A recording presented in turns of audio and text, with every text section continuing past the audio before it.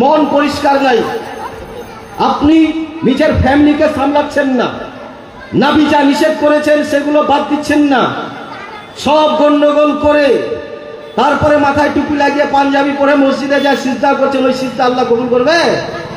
আগে হালাল রিজিকটা খেতে হবে। তাই নামাজ রোজা হজ যাকাত এটা আল্লাহর ফরজ আইন আমাদের পালন করতে হবে, কিন্তু নামাজ রোজা হজ যাকাত করেই যে আমরা যে জান্নাত চলে যাবো এই গ্যারান্টিটা দিতে দেওয়া যাবে না।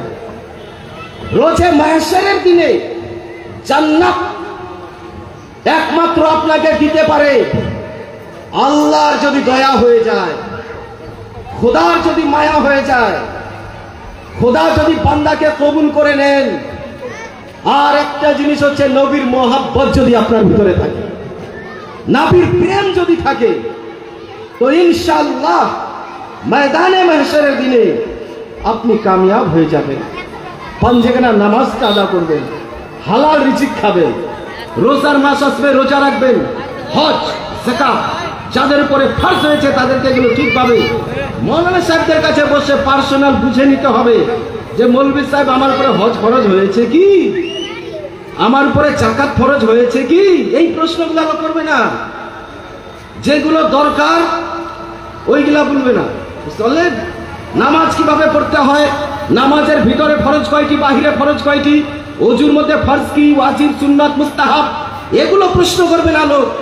যেগুলো আমাদের দৈনন্দিন জীবন যাপনে প্রতিটা মুহূর্তে আমাদের প্রয়োজন, সেগুলো মানুষ শিখতে চাচ্ছে না। তাই দোস্ত, এই জায়গায় যেহেতু নবীর মাহফিল সাজিয়েছেন, এই জায়গাটা আর এই দুনিয়ার জায়গায় এটা একটা জান্নাতের বাগিচা হয়ে গেল। কারণ যে নবী বলেছেন যেই জায়গায় খোদা ও রাসূলের কথা আলোচনা করা হয় ওইটা একটা জান্নাতের কিয়ারি হয়ে গেল, জান্নাতের বাগিচা। এবার বলেন যেহেতু এটা জান্নাতের বাগিচা হয়ে গেল, এখানে কি আর জাহান্নাম বানাতে চাচ্ছেন? ঈদে বকরা ঈদে মানলাম ছেলেরা আনন্দ উপভোগ করবে, তা আনন্দটা করেন তো শরীয়ত মোতাবিক করেন। ঈদের পরেও এরকম জালসা রেখে দেন, মৌলানা সাহেবদেরকে দু একজন দাওয়াত দিয়ে কোরআন হাদিসের বাণী শুনেন, তাহলে কি হবে? আপনাদের গ্রামে বস্তিতে আল্লাহর রহমত নাজিল হবে, বালা মুসিবত দূর হয়ে যাবে। আজ কত অসুখ বিমারি হচ্ছে, এগুলো আল্লাহ তাআলা নাজাত দিয়ে দিবেন। এগুলো করার চেষ্টা করবেন। যারা বাড়ির গার্জেন তারা এই জিনিসগুলো, আমাদের এক কথায় আমাদের ইসলাম আমাদের মাথায় রাখতে হবে যে আমরা হচ্ছে মুসলমান। যেমন তেল আর জল কোনোদিন মিশ হতে পারে না, তেল আর জল একসাথে হতে পারবে না। দুধের বিপরীত যেমন টক খাট্টা, এক ফোঁটা মিশে গেলে একদম সব দুধ বরবাদ হয়ে যাবে। এইরকম আমরা হচ্ছি মুসলিম, আমাদের সব পাক ও পবিত্র, আমাদের সোচ থাকবে পবিত্র, আমাদের প্রতিটা আমল চলাফেরা উঠা বসা কথা বলা সমস্ত থাকবে, আমাদের ফলোয়ার্স থাকবেন নবী মুহাম্মদুর রাসূলুল্লাহ। আমাদের মডেল হচ্ছেন আমার নবী, সেই নবীকে আমাদের মডেল রেখে আমাদের জীবনটাকে যাপন করতে হবে, তাহলে আমরা কামিয়াব হব। বেরাদার, আমি আপনাদের সামনে যে কোরআন, শুধু এখানকার নয়, এই আকাশের নিচে জমিনের বুকে যত মুসলমান সবাই রাখে পাক্কা ঈমান, এই কোরআন থেকে আয়াত পড়েছি, হুয়াল আউয়াল ওয়াল আখির ওয়াজ যাহির ওয়াল বাতিন ওয়া হুয়া বিকুল্লি শাইইন আলিম।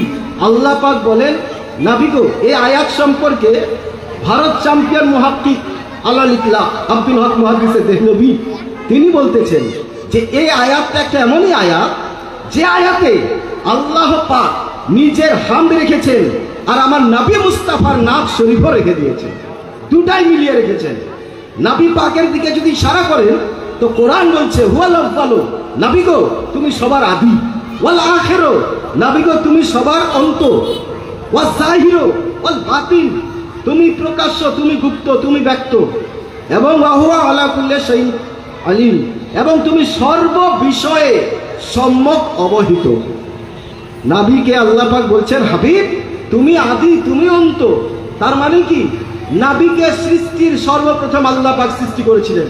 এই যে 18,000 কায়নাত আছে তার আগেই নবীর নূরকে আল্লাহ পাক সৃষ্টি করে রেখেছিলেন। এই জন্য বলা হচ্ছে হুয়াল আউয়াল। একজন সাহাবী রাসূল প্রশ্ন করছেন, ইয়া রাসূলুল্লাহ ফিদাকা আবি উম্মি, আমাদের পিতামাতার জান আপনার পদতলে কুরবান। ইয়া রাসূলুল্লাহ আমার একটা প্রশ্ন হচ্ছে যে আল্লাহ পাক সর্বপ্রথম কি সৃষ্টি করেছিলেন। তো আল্লাহ পাকের হাবিব নবী পাক সাল্লাল্লাহু আলাইহি সাল্লাম উত্তর দিচ্ছেন, ইয়া জাবিরো, হযরতে জাবিরকে উত্তর দিচ্ছেন, ইয়া জাবিরো ইন্নাল্লাহ তাআলা খালাকা ক্বাবলাল আশিয়াই নূরান নাবিয়্যিকা মিন নূরিহি। হে জাবির, আল্লাহ পাক সর্বপ্রথম তোমার নবীর নূরকে সৃষ্টি করেছিলেন। ওয়ালাম ইয়াকুন যালিকাল ওয়াক্তু লাউহুন ওয়ালা কালামুন ওয়ালা নারুন ওয়ালা শামস ওয়ালাল কামার। হে জাবির, তখন না লৌহ ছিল, না কলম ছিল, না জান্নাত ছিল, না দোজখ ছিল, না জমিন ছিল, না আসমান ছিল, না চন্দ্র সূর্য, কিছুই ছিল না। তার আগেই আল্লাহ পাক তোমার নবীর নূরকে সৃষ্টি করেছিলেন। সৃষ্টির জগতে আল্লাহ পাক আমার নবীর নূরকে সবার আদিতে সৃষ্টি করে রেখেছিলেন। তাই তো হযরতে জিবরিলকে আমার নবী একদিন প্রশ্ন করছেন, জিবরিল তুমি বলতে পারো তোমার বয়স কত? তো হযরতে জিবরিল আমিন বলতেছেন, ইয়া রাসূলুল্লাহ, আমার জন্মের পর থেকে নিয়ে আজ পর্যন্ত আমার যে বয়স কত আমি কিন্তু তা বলতে পারবো না, কিন্তু ইয়া রাসূলুল্লাহ আমার একটা হিসাব আছে, আমার একটা মনে আছে কি, যে আমার জন্মের পরে চতুর্থ আসমানে একটা আমি তারা দেখতে পেতাম। খুব মন দিয়ে শুনবেন, কিন্তু একটা তারা দেখতে পেতাম। ওই তারাটা ৭০,০০০ বছর পর একবার করে উঠতো। তো ইয়া রাসূলুল্লাহ আমি ওই তারাটাকে ৭২,০০০ বার দেখেছি। নাবিয়ে চমন, রসুল আসম, পয়গম্বরে আসম, নুরানি জবানে, রিসালাতের জবানে, খাতমে নবুয়তের জবানে ইরশাদ করছেন যে ও জিবরিল তুমি বলতে পারবে সে ওই তারাটা কে, ওর সম্পর্কে কিছু জানা আছে? তো হযরতে জিবরিল আমিন কি বলতেছেন, ইয়া রাসূলুল্লাহ ওই তারাটাতে কে ছিল আমি কিন্তু তা বলতে পারবো না। নবী আমার তখন বলতেছেন, জিবরিল শোনো, যে ওয়া ইজ্জাতি রব্বি আনা যালিকাল কাওয়াকিব, আমার রবের ইজ্জতের কসম জিবরিল ওই তারাটা আমি নবী মুহাম্মদুর রাসূলুল্লাহ ছিলাম। জিবরাইলের জন্ম তো আমার নবীর সামনে, ইসরাফিল ফেরেশতার জন্ম আমার নবীর সামনে, মিকাইলের জন্ম আমার নবীর সামনে। ৭ আসমান সৃষ্টি করা হচ্ছে, নবী আমার দেখছেন ৭ জমিন, চন্দ্র সূর্য গ্রহ তারা, আকাশ বাতাস নদী নালা গাছপালা, ১৮,০০০ কায়নাতকে আল্লাহ পাক কিভাবে সৃষ্টি করছেন, কিভাবে সাজাচ্ছেন, সমস্ত কিছু নবী আমার দেখছেন। নবী আমার বলতেছেন যে ওই সময় আমি নূর অবস্থায় ছিলাম। এই নূরে মুহাম্মাদি মুনতাকিল হতে হতে আমাদের বাপ আদমের পেশানিতে, ওই পেশানি থেকে শুরু হতে হতে হযরতে শীস, হযরতে লূত, হযরতে নূহ, হযরতে মুসা, হযরতে ঈসা, হযরতে আব্দুল মুত্তালিব, হযরতে আব্দুল্লাহ, হযরতে মা আমেনা। আমি খালি হেডলাইনটা বলছি কিন্তু, কারণ যে আপনাদেরকে বুঝতে হবে, মানে হেডলাইন বললাম, মাথায় একটু নলেজ রেখে আপনাদেরকে পয়েন্টগুলো বুঝতে হবে, তাহলে খুব সহজ হয়ে যাবে। এই যে হযরতে আমেনা পর্যন্ত আমার নবী পাকের নূর।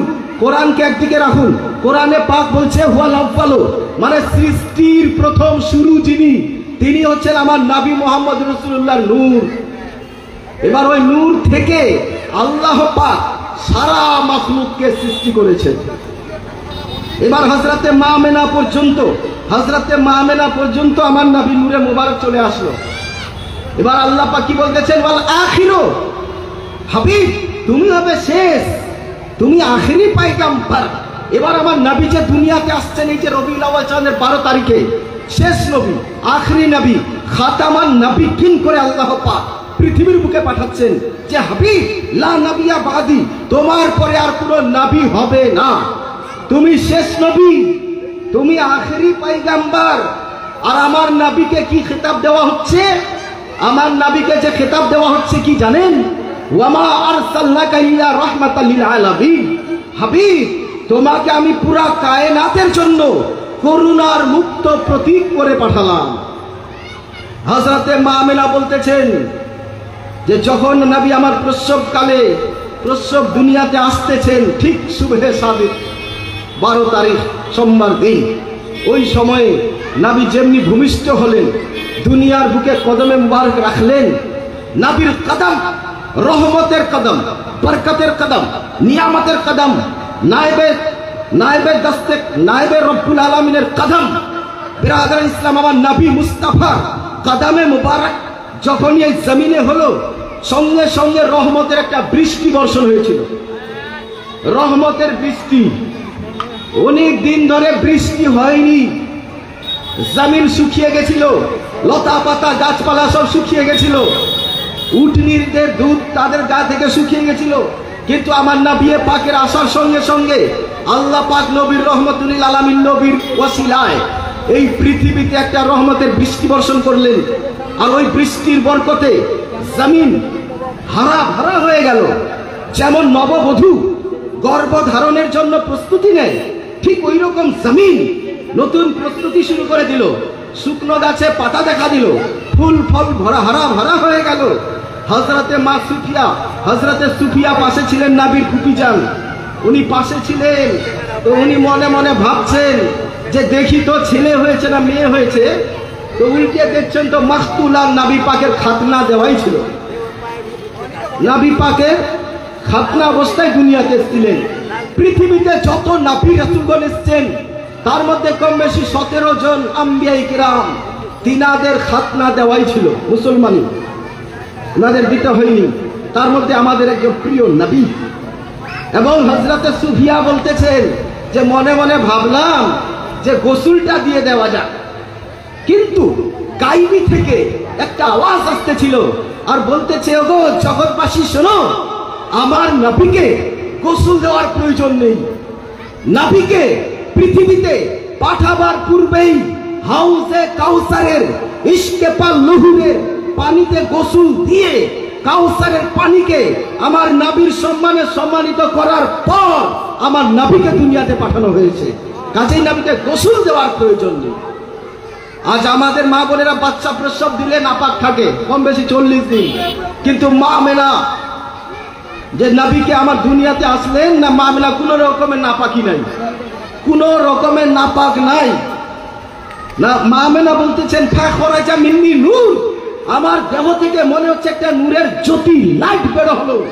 আর নবীর চেহারার রশ্মিতে আমি মুলকে শাহ, মুলকে ইয়ামানের বড় বড় যে মহল্লা ছিল সেই বাড়িগুলো পর্যন্ত আমি ওই আলোর ছটাক দিয়ে দেখতে পেয়েছিলাম।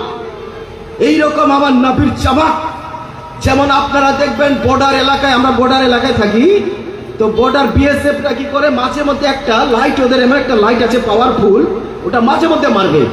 তো ওই লাইটটার এত পাওয়ার যে একবার মারবে তো কয়েক কিলোমিটার পর্যন্ত ওই লাইটটা দেখতে পাবে।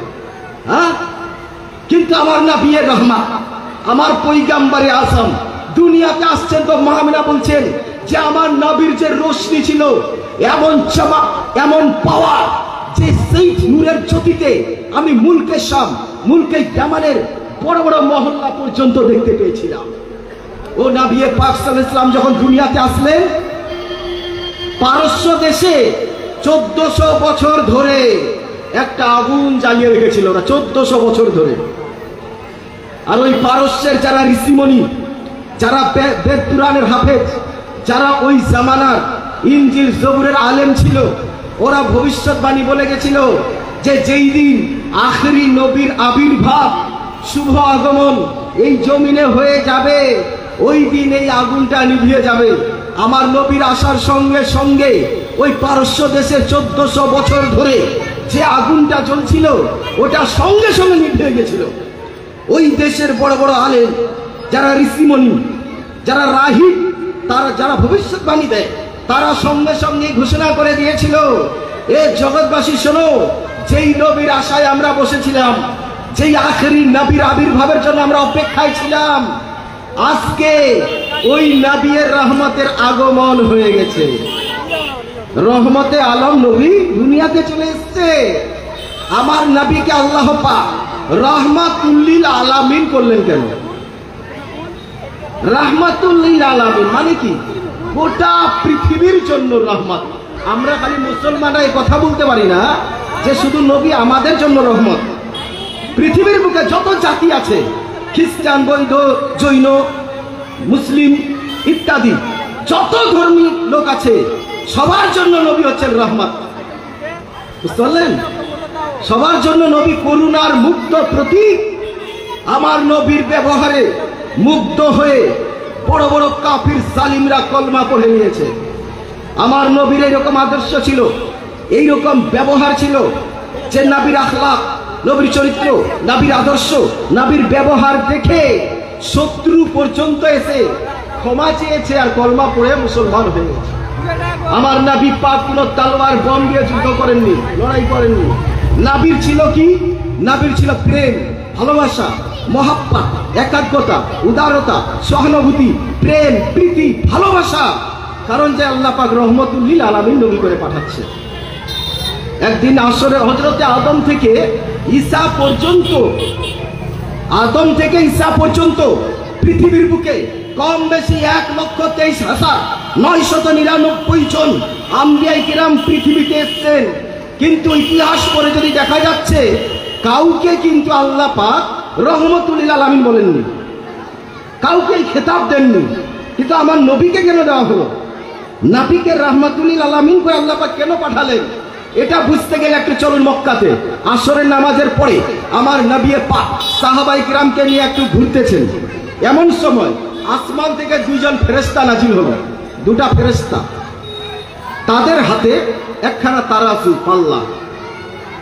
একজন ফেরেশতা, দুইজন নিচে আছে আর একজন উপর থেকে আওয়াজ দিচ্ছে, ওগো তারাজুওয়ালা, জিনহু বে রাজুলিন, আমার নবীকে এক পাল্লায় রাখো আর অপর পাল্লায় একটা লোককে চাপাও, দিয়ে পাল্লাখানা চারো, যে নবী বেশি ভারী না ওই লোকটা বেশি ভারী।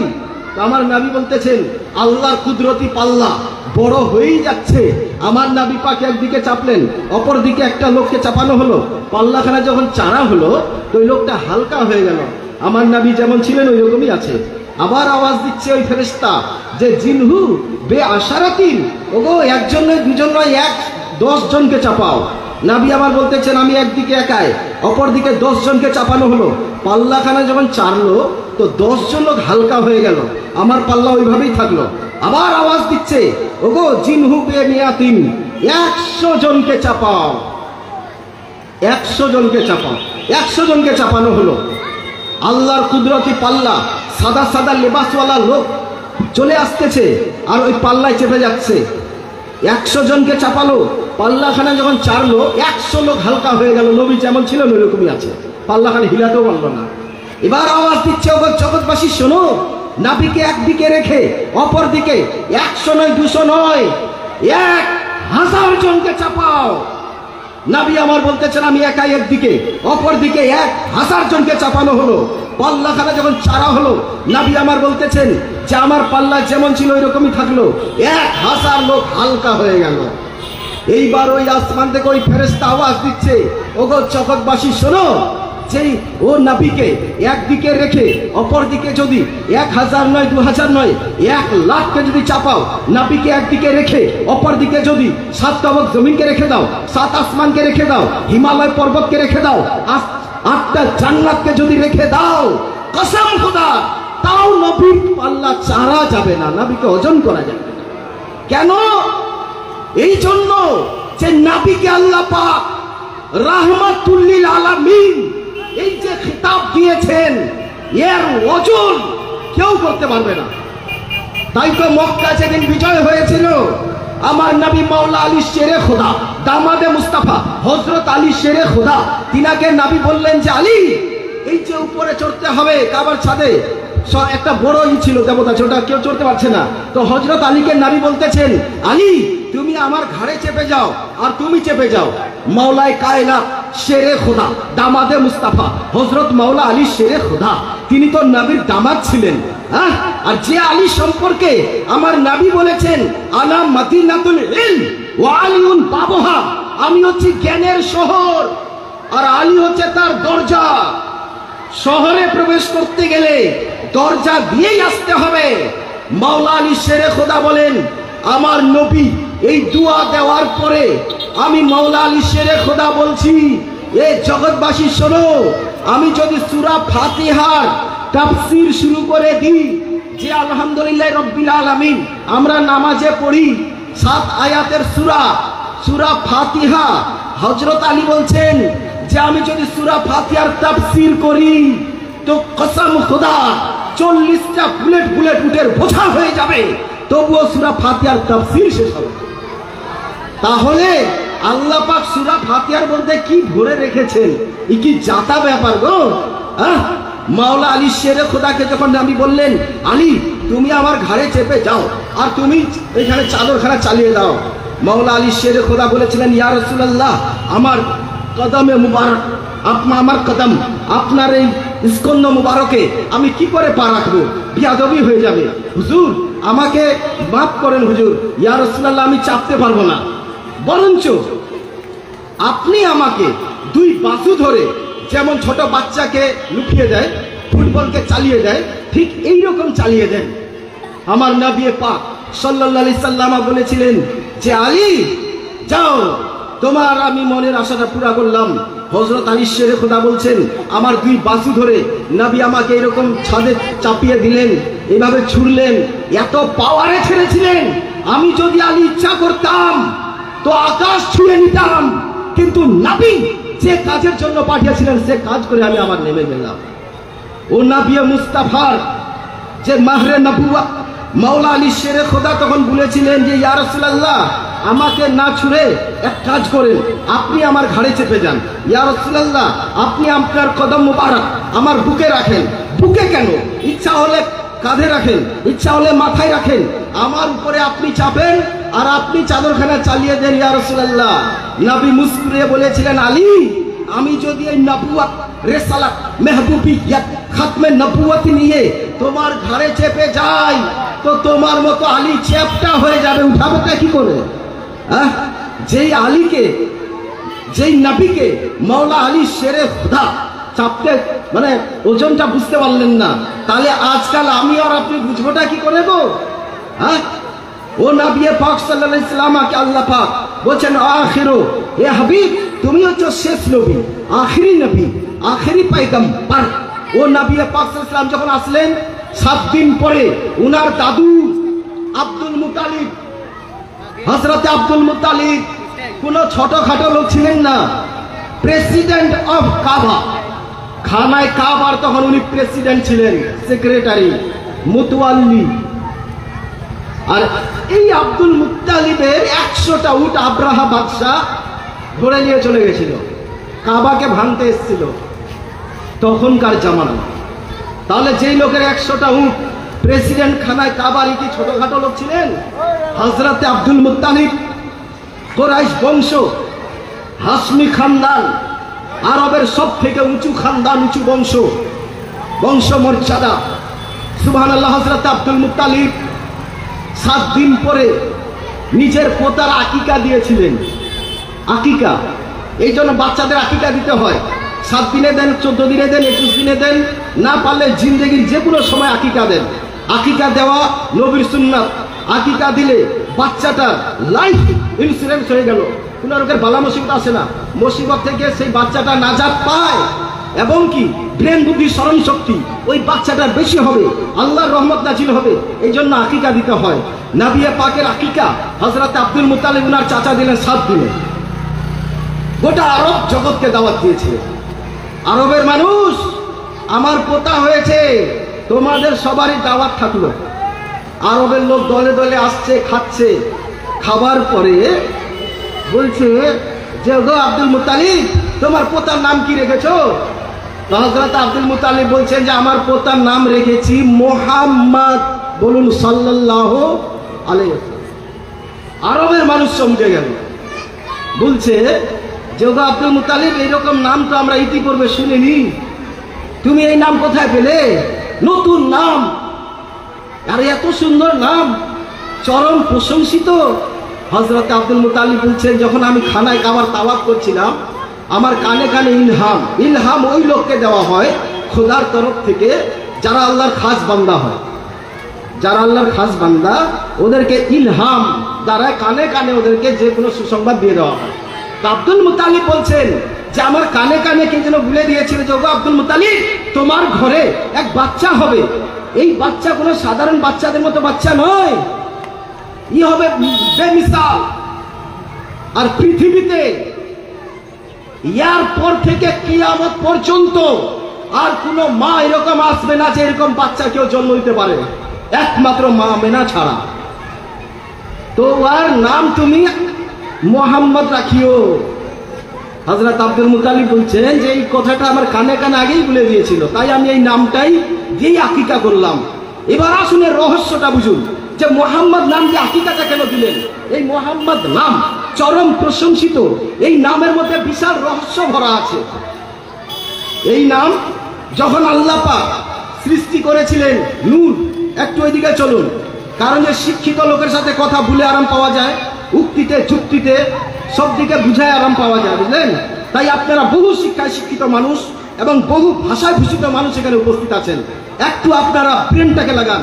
ওই সৃষ্টির জগতে যখন আল্লাহ পাক নূর অবস্থায় রেখেছিলেন, ওই সময় আল্লাহ পাক বলেছিলেন, এ হাবিব আনতা ইশকি ওয়া আনা ইশকুকা, তুমি আমার আমি তোমার। এ হাবিব শুনে নাও, তুমি আমাকে দেখো আমি তোমাকে দেখব, এখানে তৃতীয় জনের কেউ থাকবে না। এ মেহবুব, হাবিব গো, তুমি আমার দিদার করে নাও। ওই অবস্থায় আল্লাহ পাক বলেছিলেন, হাবিব এই জগৎকে যে সৃষ্টি করলাম তোমার জন্য, জমিন আসমান 18,000 কায়নাত সৃষ্টি করেছি হাবিব তোমার জন্য, কিন্তু মেহবুব জগৎ তো সৃষ্টি করলাম আমি ঠিক, কিন্তু পরিচালনা হবে, এই ভুবন চলবে, কায়নাত পরিচালনা হবে তোমার এই মোহাম্মদ নামের বরকত। কায়নাত চলবে তোমার এই নামের বরকতে। এই জন্য মোহাম্মদ নাম বুখারী শরীফের মধ্যে এসেছে, ইমামে বুখারী লিখছেন হাদিস, যদি কোনো লোকের নাম আহম্মদ আর মোহাম্মদ থাকে, ওই লোককে জাহান্নাম পুরা তো দূরের কথা, ওর পশম গরম পর্যন্ত করতে পারবে না, ওকে জ্বালাতে পারবে না জাহান্নাম, যার নাম মোহাম্মদ আর আহম্মদ থাকবে। এই লেগে গোটা পৃথিবীর যত মুসলমান বাচ্চা তাদের নাম থাকে মোহাম্মদ দিয়ে। হ্যাঁ দোস্ত, আল্লাহ পাক বলছেন, হাবিব তোমার এই নামের বরকতে পরিচালনা হবে পৃথিবী। তাই মোহাম্মদ নাম ইংরেজি থেকে যদি লিখতে যান, প্রথম অক্ষর এম লিখতে হবে, বাংলায় লিখলে ম, আরবি লিখলে মিম। এই জন্য দেখা যাচ্ছে মায়ের সর্বপ্রথম অক্ষর মিম। যেই মা শব্দ কোনোদিন ভেজাল হয় না, পুরনো হয় না, ডুপ্লিকেট হয় না। মা এমন একটা শব্দ যে যতবার বের হয় মনে হচ্ছে মধুবার হচ্ছে নাকি। ওই মা, মায়ের প্রথম অক্ষরটা দেখবেন মিম। পৃথিবীতে সব থেকে গুগলে সার্চ করবেন, দুটো শব্দ বেশি ব্যবহার করা হয়, একটা হচ্ছে মা আর একটা আল্লাহ শব্দ। আল্লাহ, যখন মানুষ বিপদে পড়বে, যখন দেখবেন যে কেউ বিপদে পড়েছে, তখন ওর জবান থেকে দুটা কথা বাড়াবে, হয় মা বাড়াবে, না হয় আল্লাহ বাড়াবে। পরীক্ষা করে দেখে নিন। তাই মা, মায়ের সর্বপ্রথম অক্ষর মিম। আল্লাহ পাক এখানে কি বলতেছেন, হাবিব কায়নাতকে সৃষ্টি করলাম তো আমি, কিন্তু পরিচালনা তো করতে হবে, জগৎ তো চালাতে হবে, চলবে কি করে? হাবিব এর কমান্ডার, এই পরিচালনা হবে তোমার এই নামের বরকতে। এই জন্য মায়ের সর্বপ্রথম অক্ষর মিম, আমার মুস্তাফা নামের বরকতে। মক্কার প্রথম অক্ষর মিম, মদিনার প্রথম অক্ষর মিম, মুজদালিফার প্রথম অক্ষর মিম, মিনা পর্বতের প্রথম অক্ষর মিম, মারওয়া পাহাড়ের প্রথম অক্ষর মিম। আমার মুস্তাফা নামের বরকতে আপনার মসজিদের প্রথম অক্ষর মিম, মেম্বারের প্রথম অক্ষর মিম, মেহরাবের প্রথম অক্ষর মিম, মুসাল্লার প্রথম অক্ষর মিম, মুসল্লির প্রথম অক্ষর মিম, মুক্তাদির প্রথম অক্ষর মিম, মুয়াজ্জিনের প্রথম অক্ষর মিম। আমার মুস্তাফা নামের বরকতে মুনশির প্রথম অক্ষর মিম, মৌলবীর প্রথম অক্ষর মিম, মুফতির প্রথম অক্ষর মিম, মুহাদ্দিসের প্রথম অক্ষর মিম, মুজাদ্দিদের প্রথম অক্ষর মিম, মুনাসিরের প্রথম অক্ষর মিম। আমার মুস্তাফা নামের বরকতে মুসাফার প্রথম অক্ষর মিম, মুহাব্বতের প্রথম অক্ষর মিম, মিলাদ শরীফের প্রথম অক্ষর মিম, মুআনেকার প্রথম অক্ষর মিম। শুধু তাই নয়, আল্লাহ পাক বলেন, হাবিব গো তোমার নামের ডাঙ্কা, তোমার এই নামের প্রশংসা শুধু জমিনে নয় হাবিব, আসমানেও থাকবে। এই কারণে দেখা যাচ্ছে যে আরশে মুআল্লা, আরশ বলে আল্লাহ পাক ক্ষান্ত হচ্ছেন না, মুআল্লার যদি দেখা যায় তারও প্রথম অক্ষরটা মিম। বাইতুল মামুর, যেটা ফেরেশতাদের মসজিদ, ওই বাইতুল মামুর তারও প্রথম অক্ষরটা মিম। বাইতুল মুকাদ্দাস, যে ফিলিস্তিনের মসজিদ, তারও প্রথম অক্ষরটা মিম। হিন্দুস্তানের খাজা, যার নাম জপলে পাওয়া যায় মাসা, ও খাজা গরিবে নওয়াজ, তিনার নামটা আমার নবী দিয়েছিলেন দরবার থেকে, রওসায়ে আনওয়ার থেকে। যে বেটা হাসান, আরে তুম হাসান नहीं हो, तुम तो मोइनुद्दीन हो, मोइनुद्दीन, দিন কো জিন্দা করনে ওয়ালা। এই জন্য মোইনুদ্দীন চিশতি, তিনারও প্রথম অক্ষরটা মিম। শুধু তাই নয়, ইরাকের তাজদার, সারা বিশ্বের আউলিয়ার সরদার, অলিপুলে যিনি শিরোমণি, জ্ঞানী গুণী মানি সম্মানী, গৌসে সম্মানী, বড় পীর আব্দুল কাদের জিলানী, তিনারও একটা খেতাব হচ্ছে মহিউদ্দিন জিলানী, তিনারও প্রথম অক্ষরটা মিম। আল্লাহ পাক বলেন, হাবিব পৃথিবীর বুকে তোমার নামের যত প্রশংসা হবে, যত ডাঙ্কা হবে, এই রকম নাম আর কোন ঋষিমণি, পৃথিবীতে তো অনেকজন যাবে, কাউরি নাম এত নেওয়া হবে না হাবিব যত তোমার নামের প্রশংসা করা হবে। কেমন করে দেখুন, আমাদের পৃথিবীতে মসজিদ কতগুলো আছে বলেন তো? মসজিদ হিসাব কেউ দিতে পারবে না, হাজার হাজার মসজিদ। ছোট মসজিদ আপনার ওয়াকিয়া থেকে শুরু করে জামা মসজিদ পর্যন্ত হাজার হাজার মসজিদ। আর প্রত্যেক মসজিদে দিনে 5 বার আযান হচ্ছে, আর প্রতিটা আযানে মুয়াজ্জিন আশহাদু আন্না মুহাম্মাদার রাসূলুল্লাহ, আযানে নবীর নাম 2 বার নিচ্ছে। লাখো করোড়ো লোক মুসলমান আযানের পরে দোয়া করছে, আল্লাহুম্মা রাব্বা হাযিহি দাওয়াতি তাম্মা ওয়াস সালাতিল কায়িমাতি মুহাম্মাদানিল ওয়াসিলা, ওই দোয়াতেও নবীর নাম। এবার যখন জামাত হবে, ইমাম সাহেব ইমামতি করবেন, পিছনে হাজার হাজার মুক্তাদি, হ্যাঁ মুক্তাদিরা এবার যখন আত্তাহিয়াত করবে, দুরূদ শরীফ দুআয়ে মাসুরা, এই দুরূদ শরীফে আমার নবীর নাম তার নামাজের ভিতরে মুক্তাদিরা নিচ্ছে। ইমাম সাহেব তো নিচ্ছেনি, মুকাব্বির ইকামত দিচ্ছে, ওখানে নবীর নাম, নামাজিরা নামাজের ভিতরে আমার নবীর নাম, ইমাম সাহেব তার ভিতরে নবীর নাম। এ তো আপনার মসজিদে। তারপরে এদিকে আসেন, একজন নামাজি, সিঙ্গেল জেনারেল নামাজি, যারা তাহাজ্জুদ পড়ে, আওয়াবিন, চাষ, ইশরা, এই যে সমস্ত নামাজ পড়ে, ফজর থেকে ঈশা পর্যন্ত দিনে 5 ওয়াক্তের নামাজ, তারপরে সুন্নত মুস্তাহাব, তাতে হিসাব করে দেখা গেছে যে এক একজন নামাজি শুধু নামাজের ভিতরে আমার নবী পাকের নাম 30 থেকে 40 বার ওকে নিতে হয়, খালি নামাজের ভিতরে।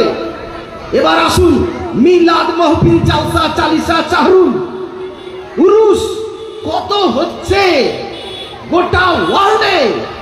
এবার জশ্নে ঈদ মিলাদুন নবী মানানো হলো সোশ্যাল মিডিয়া, ইন্টারনেটে দেখে নেন যে ইন্দোনেশিয়া থেকে, মালয়েশিয়া থেকে আপনার এবার মদিনা শরীফে জশ্নে ঈদ মিলাদুন নবী মানানো হয়েছে। কিছু কিছু লোক দিন কানা ইমান হারা শয়তানের নানায়রা দেখতে পায় না, মিলাদ শরীফ কোন জায়গায় নাই যে নবীর মিলাদ হয় না। হ্যাঁ ব্রাদার ইসলাম, গোটা ওয়ার্ল্ডে জশ্নে ঈদ মিলাদুন নবী শান শওকতের সাথে মানানো হচ্ছে। মানানো হচ্ছে কেন? যারা বুঝে গেছেন, আরে যেই নবীকে না পেলে আমরা নামাজ পেতাম না, রোজা পেতাম না, হজ পেতাম না, যাকাত পেতাম না, এমনকি খোদাকেও আমরা পেতাম না। ও নবীর রহমত, আখেরি পয়গম্বর, যিনি সমস্ত পয়গম্বরের পয়গম্বর, রাসূল দিগের টিচার, নবী দিগের মাস্টার, সারা জগতের যিনি মিনিস্টার, নবুয়তের সালাত মঞ্চে যিনি হচ্ছেন হেড অফ দ্য ডিপার্টমেন্ট, ত্রিভুবনের গভর্নমেন্ট, সারা জগতের পার্লামেন্ট, এক কথায় জান্নাতের জান্নাত, কাবার কাবা, আদম পয়গম্বরেরও বাবা নবী মুহাম্মদুর রাসূলুল্লাহ সাল্লাল্লাহু আলাইহি সাল্লামকে পেয়েছি বলে আমরা পুরা কায়নাতকে পেয়েছি। তাই নবীর নাম আপনার মিলাদে, মাহফিলে, জালসায়, জুলুসে, তাতে হাজার হাজার বার দেখা হয়। বলা হয় বিরাদর ইসলাম, ও নবী পাক সাল্লাল্লাহু আলাইহি সাল্লামের নাম প্রশংসা কিয়ামত অবধি চলবে। ডঙ্কা, আখেরি পয়গম্বর, আল্লাহ পাক কোরআনে বলেই দিয়েছেন, ওয়াল আউয়ালু ওয়াল আখিরু ওয়াজ যাহিরু ওয়াল বাতিন।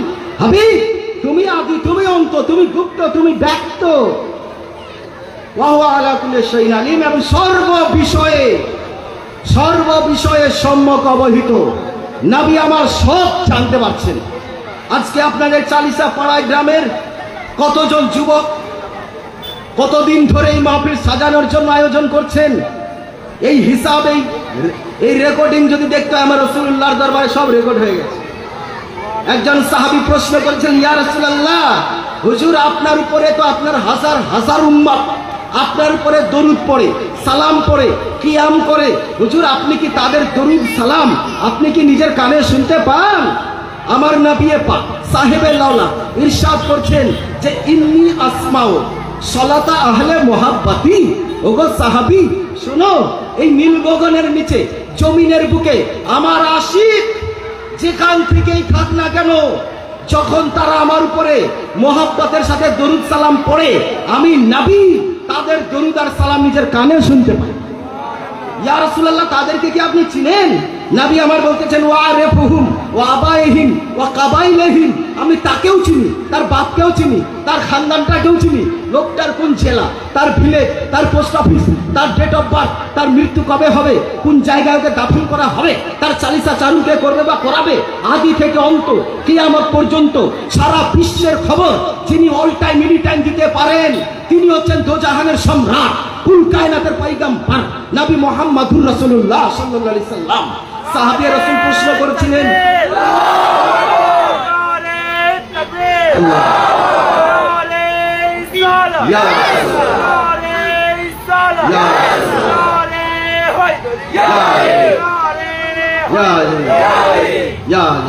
মাশাআল্লাহ,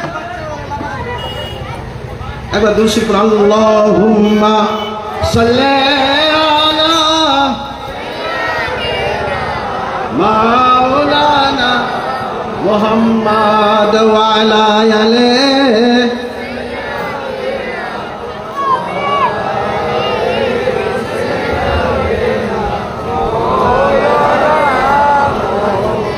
আমার নবী পাককে সাহাবী প্রশ্ন করেছেন, ইয়া রাসূলুল্লাহ, হুজুর তাহলে আপনি জগৎটা কেমন দেখতে পান? আমার নবী উত্তর দিচ্ছেন, কান্নামা আনজুর ইলা কাফি হাযিহি, হাতের তালা যেমন দেখছি আমি 18,000 জগৎ কেমন দেখতে পাই, আমার কাছে কিছু লুকা ঢাকা ছাপা নাই, নবী সব দেখতে পাচ্ছেন। নবী আমার বলছেন, ইন্নী আরা মা লা তারাউনা, আমি যা দেখতে পাই তোমরা তা কেউ দেখতে পাও না। ইন্নী আসমাউ মা লা তাসমাউন, ওগো আমি যেটা শুনতে পাই তোমরা কেউ শুনতে পাও না। এটা হচ্ছে নিগাহে মুস্তাফা, নিগাহে রসুলে আজম, আমার পয়গম্বরে আজমের এটা হচ্ছে নিগাহ। এ তো আমার রসুলে পাকে, উনার আদনা গোলামের গোলামের গোলাম, 24 দর্জন বেটার বেটার বেটা, আমার গৌসুল আজম, গৌসে পাক, শাহনশাহ বাগদাদ, ইরাকের তাজদার গৌসুল আজম কি বলতেছেন, এ জগৎবাসী শোনো, আরে নবী তো বিশাল ব্যাপার, নবীর তো বিরাট ব্যাপার। আমি আব্দুল কাদের জিলানী, আমি নবীর আদনা গোলামের গোলামের আওলাদ বলছি যে আমি কত দূর দেখতে পাই। গৌসে পাক বলছেন, নাসারতু ইলা বিল্লাহি জামান তাখারদালাতিনা আলা হুকমতি সালি, আমি স্রষ্টা সমস্ত সৃষ্টির দিকে যখন আমি দৃষ্টিপাত করলাম তো সারা জগৎকে আমি সরিষার রায়ের দানার মতো দেখতে পাই। এটা হচ্ছে নিগাহে গৌসে পাক, নিগাহে গৌসে পাক। আর আমার নবীর নিগাহ, নবীর দৃষ্টি সারা জগৎকে, নবী অল টাইম এনি টাইম হাতের তালাতে দেখে। আজ কিছু কিছু মানুষ আছে বলছে নবীর জন্মদিবস আপনারা পালন করছেন তো মৃত্যু দিবস কেন পালন করছেন না? কিছু কিছু লোক প্রশ্ন করছে, কি করছে না, এর উত্তরটা নিয়ে এলেন আজকে, তাহলে উত্তর দেওয়া খুব সহজ হয়ে যাবে যে নবীর জন্ম দিবস হলো মৃত্যু দিবস হবে না। হ্যাঁ, এটাই হচ্ছে ওদের মেন প্রশ্ন। এগুলা কোন কোয়ালিটির মানুষ?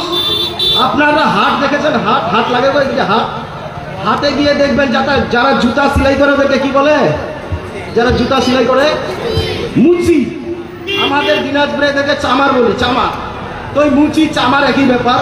হাটে গিয়ে মুচির দিকে লক্ষ্য করে দেখবেন এদের নজর সব সময় ছিঁড়া জুতার দিকে, ভালো জুতার দিকে এদের নজর নাই। এইরকম কোয়ালিটির কিছু নবীর উম্মত আছে বুঝলেন, এরা বলছে যে নবীর জন্ম দিবস হইল মৃত্যু দিবস, তাহলে কই ওটাও করতে হবে? এই তো হাকিকত বুঝতেই পারেনি আমার নবী।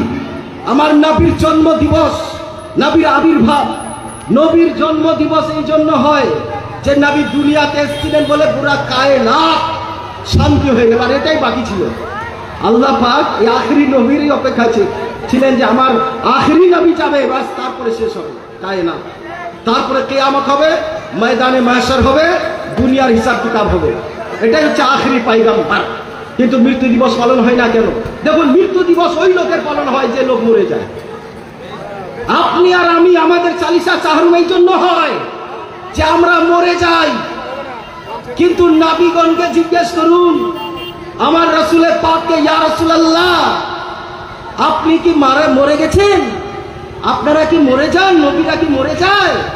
তো নবী পাক সাহেবে লাউলা সাল্লাল্লাহু আলাইহি সাল্লাম বলে দিয়েছেন, ইন্নাল্লাহা হারামা আলাল আরদি আন তাকুলা সাদাল আম্বিয়া, আম্বিয়ায়ে কিরামগণের দেহকে খাওয়া তো দূরের কথা, ওদের কাফনটা ময়লা করা পর্যন্ত মাটির জন্য হারাম করে দেওয়া হয়েছে।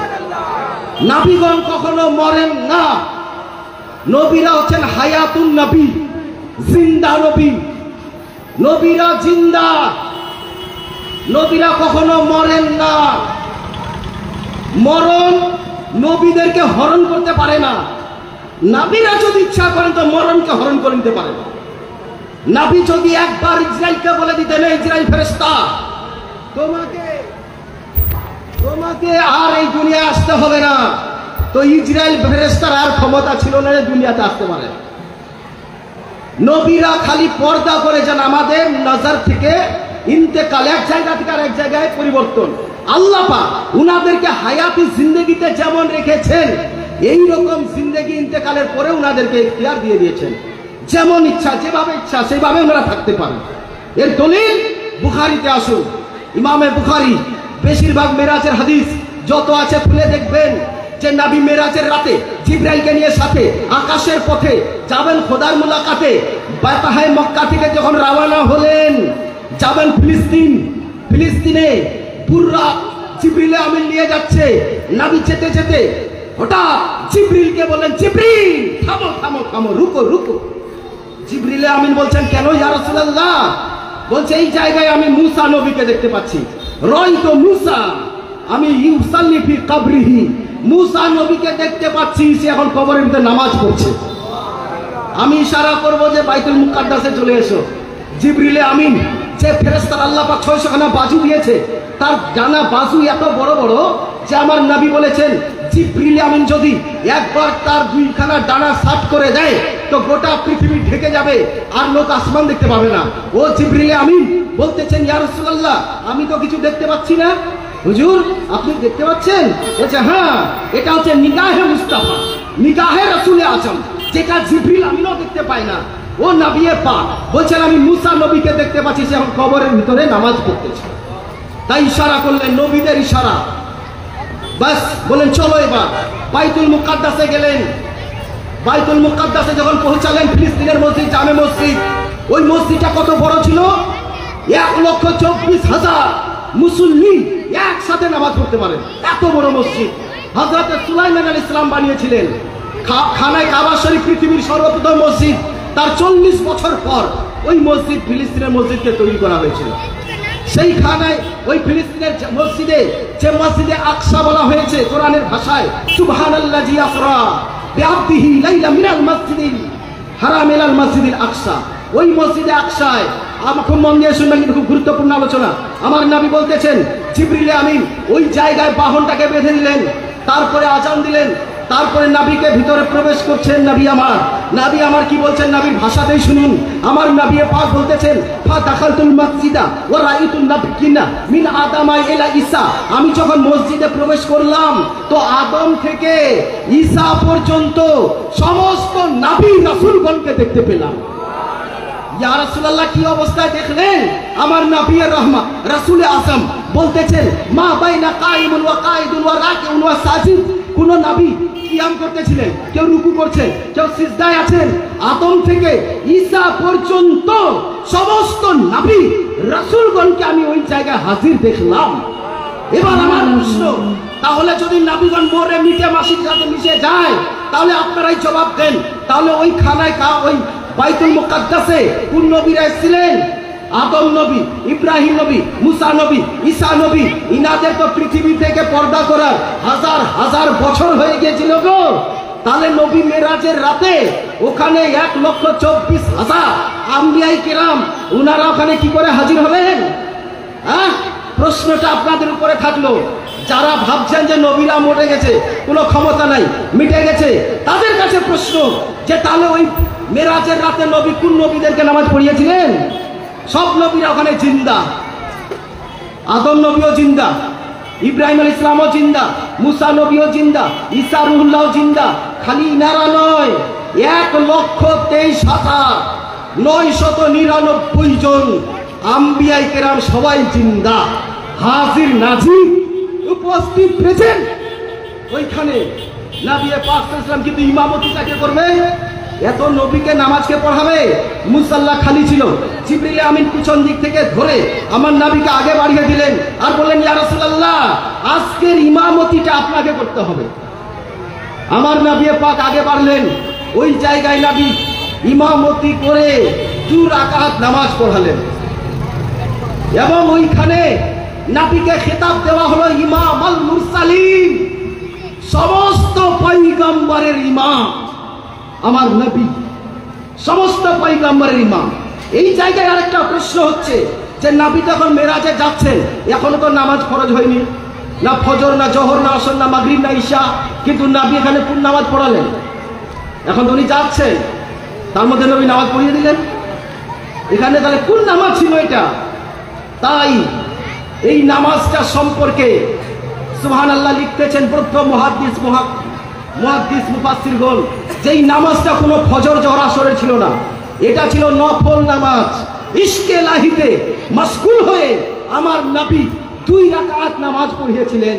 প্রথম রাকাতে সূরা ফাতিহা পড়েছিলেন, তারপরে ওর সাথে সূরা কাফিরুন, কুল ইয়া আইয়ুহাল কাফিরুন, এই 1 রাকাত নামাজ পড়ালেন। তারপরে দ্বিতীয় রাকাতে সূরা ফাতিহা, তার সাথে কুল হুয়াল্লাহু আহাদ, এই 2 রাকাত নামাজে 2টা সূরা পড়ে নবী 2 রাকাত নামাজ সমাপ্তি করলেন। যখন নামাজ সমাপ্ত হয়ে গেল, বাপ আদম দাঁড়িয়ে, যেমন ইমাম সাহেবরা খুতবাতে একটু বক্তব্য রাখে 10-15 মিনিট, ওই রকম বাপ আদম দাঁড়িয়ে কিছুক্ষণ বক্তব্য রেখেছিলেন। কি বলেছিলেন? সমস্ত হামদ ও তারিফ আল্লাহ পাকের, যে আল্লাহ পাক আমাকে আবুল বাশার সমস্ত মানব জাতির পিতা করেছেন, সেই আল্লাহর হাজার হাজার শুকর। আর আল্লাহ পাকের আরো শুকর যে আল্লাহ রব্বুল আলামিন আমারই আওলাদের আওলাদের আওলাদের মধ্যে আখেরি নবীকে পাঠিয়েছেন। আর সেই নবী আজকে এখানে উপস্থিত আছেন, আর এখান থেকে উনি ডাইরেক্ট খোদার দিদার করতে যাচ্ছেন। বাপ আদম বক্তব্য রাখলেন, তারপরে হযরতে ইব্রাহিম আলাইহিস সালাম উঠলেন, উনিও কিছু বক্তব্য রাখলেন। হযরতে মুসা আলাইহিস সালাম, হযরতে ঈসা, খাস খাস নবী রাসূলগণ কিছু বক্তব্য রাখার পরে আমার শেষ নবী, আখেরি নবী ওখানে দাঁড়ালেন। দাঁড়াবার পরে নবী আমার বক্তব্য রাখলেন কিছুক্ষণ, যে আল্লাহ পাকের লাখো কোটি শুকরিয়া যে আল্লাহ পাক আমাকে আখেরি নবী করে পাঠিয়েছেন আর রাহমাতুল লিল আলামিন খেতাব দিয়েছেন। আর আল্লাহ পাক আজকে খাস করে আমাকে ডেকে পাঠিয়েছেন এনার দিদার করার জন্য। এ কি জাতা ব্যাপার গো! যারা বলেন নবী বলে মিটে যায়, তাহলে এখানে কোন নবীরা ছিলেন ভাই বলেন তো? আজ যদি 1 কোটি লোক মারা যায়, 1 কোটি লোকের কবরে একই সময় যদি প্রশ্ন হয়, তো বলেন এই যে মুনকার নাকির ফেরেশতা প্রশ্ন করতে আসে, 1 কোটি মাইয়াতের সওয়াল জবাব একই মুহূর্তে, একই সেকেন্ডে হাজির হতে পারবে কি পারবে না? নিশ্চয়ই পারবে। 1 কোটি কেন, 1 করোড় যদি লোক মারা যায় একই সময়ে, আর একই টাইম যদি প্রশ্ন হয়, ওই ফেরেশতারা থেকে আল্লাহ পাক এরকম ক্ষমতা দিয়েছেন যে ওই মুহূর্তে কোটি কোটি মাইয়াতের সওয়াল জবাব একসাথে করতে পারবে।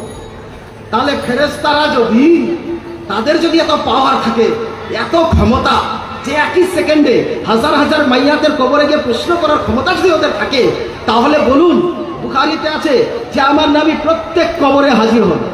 3 নাম্বার যে প্রশ্নটা করা হবে, মা তাকুলু বিহাযার রাজুল, এই লোক সম্পর্কে বলো, কি বলছো? ওই জায়গায় আমার নবী হাজির থাকবেন। তো আপনারা বলুন, আরে ফেরেশতারা যদি হাজার হাজার জায়গায় হাজির হতে পারে, তো আমার নবী রাহমত, নবী জামান, রাসূল আযম, সেই নবী না হলে আল্লাহ পাক কায়নাতকে সৃষ্টি করতেন না। ও নবী পাক সাহেবে দৌলত সাল্লাল্লাহু আলাইহি সাল্লামকে আল্লাহ পাক এই রকম সুপ্রিম ক্ষমতা দিয়েছেন যে হাবিব, তুমি যেখানে যখন ইচ্ছা, যেই মুহূর্তে ইচ্ছা, তুমি ইচ্ছা করলে একই সেকেন্ডে, এক জায়গায় 2 জায়গায় নয়, হাজারো কারোর মিলিয়ন মিলিয়ন ডলার জায়গায় যদি তুমি ইচ্ছা করো হাবিব, তো মিলিয়ন ডলারের জায়গায় তুমি উপস্থিত হতে পারবে। এই সুপ্রিম পাওয়ার, এই সুপ্রিম ক্ষমতা আল্লাহ পাক আমাদের নবীকে দিয়ে দিয়েছে। আজকের মাহফিলে, এই মাহফিলে এখানে নবীর আসার প্রয়োজনে গোটা মাহফিলটাকে আমার রাসূলুল্লাহর সামনে আল্লাহ হাজির রেখে দিয়েছেন। আমার নবী বলতেছেন, হাতের তালু যেমন ছোট লুকা কিছু থাকে না, গোটা কায়নাতকে আল্লাহ পাক আমার নবীর সামনে হাজির রেখে দিয়েছেন। কিরকম নবী উপস্থিত থাকেন একবার আরেকবার চলুন দেখেনি। নবীরা কখনো মরেন না।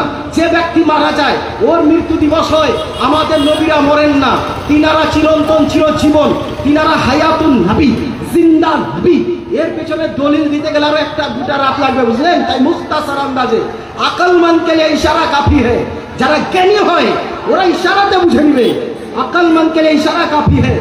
তো দোস্ত, আমাদের নবী কখনো মরেন না, আর যে মরে যায় ওর মৃত্যু দিবস পালন হয়। আমাদের নবী তো জিন্দা, তিনার মৃত্যু দিবস কিসে? হ্যাঁ, যাদের নবী মরে গেছে ওরা ওরা চালিশা চারণ করুক না, ওরা মৃত্যু দিবস পালন করুক, আমাদের নবী মরে না। আমাদের নবী জিন্দা, হায়াতুন নবী সাল্লাল্লাহু আলাইহি ওয়াসাল্লাম, নবী পাক জিন্দা। এবার আসুন, আপনারা নামাজ পড়ছেন, নামাজিরা আত্তাহিয়াত পড়েন, আত্তাহিয়াতু লিল্লাহি ওয়া সালাওয়াতু ওয়া তাইয়্যিবাতু আসসালামু আলাইকা আইয়ুহান নবী, নবী তোমাকে সালাম। এখানে আসসালামু আলাইকা হাজিরের শেখা এসেছে। আসসালামু আলাইকা শব্দটা ওই লোককে বলা হয় যে সামনে প্রেজেন্ট থাকে, উপস্থিত থাকে। আত্তাহিয়াত পড়া হচ্ছে ওয়াজিব। দরুদ শরীফ কালিমা সালাত যদি না পড়ে সুন্নতের খিলাফ হবে, নামাজ হয়ে যাবে কিন্তু গুনাহ হবে।